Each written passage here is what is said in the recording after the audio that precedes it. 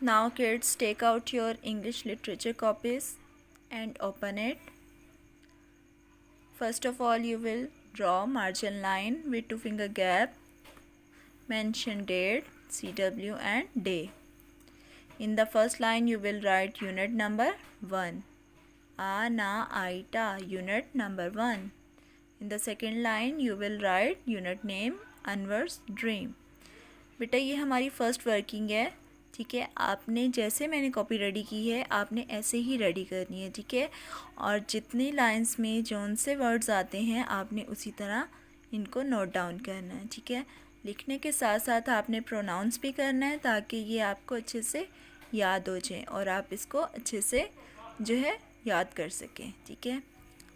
In the third line you will write words meaning. वा और आडासा words, मा ई एना आई ना gasa meanings.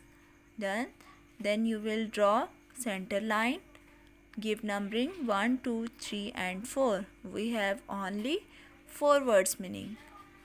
Today we have only 4 words meaning. Okay, our first word is hot. Ha o ta, hot. Hot mean garm. Gaf re mim garm. Second word is climb. खा ला आई माबा, climb. Climb mean चढ़ना. छेड़े हे नून लिफना, चढ़ना. Our third word is under. आना डा Ira, under. Under mean नीचे.